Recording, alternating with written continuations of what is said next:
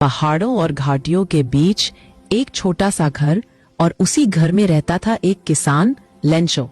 गरीब था लेकिन दिल में भरोसा इतना कि खुद भगवान भी शर्म खा जाए। उस साल उसकी मक्के की फसल लहलहा रही थी। बस उसे इंतजार था बारिश का, क्योंकि उसकी नजर में बारिश की हर बूंद सीधे सीधे सोने का सिक्का थी। शाम हुई, हवा चली, बादल घिरने लगे और फिर आसमान से टप टप करके बारिश शुरू।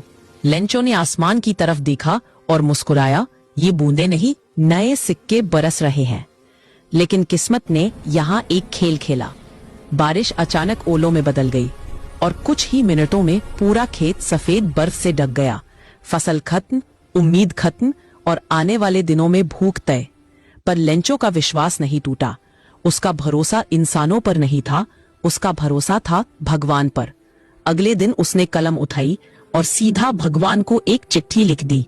हे भगवान, मेरी फसल बर्बाद हो गई है, मुझे बचने के लिए 100 पैसों चाहिए, कृपया भेज देना। चिट्ठी डालकर वो घर चला गया। पोस्ट ऑफिस में जब लोगों ने लिफाफा पढ़ा तो पहले हंसी आई, लेकिन वहां का पोस्टमास्टर, एक दयालु इंसान, सोच में पड़ गया। अगर हम इसकी मदद न करें तो इसका भगवान पर भरोसा टूट जाएगा। और फिर शुरू हुआ पैसे इकट्ठा करने का मिशन।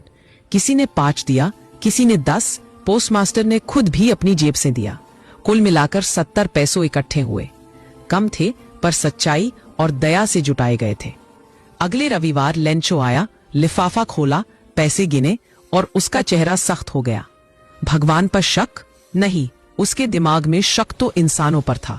उसने फिर एक चिट्ठी लिखी सीधे भगवान को, और उसमें लिखा, भगवान, आपने पैसे भेजे, धन्यवाद, लेकिन एक बात, अगली बार पैसे पोस्ट ऑफिस वालों के हाथ मत भेजना, ये लोग चोरों का गिरोह है। और ये था अ लेटर टू गॉड का सबसे बड़ा ट्विस्ट। जिस इंसान ने सबसे ज्यादा मदद की वही कहानी में चोर कहलाया।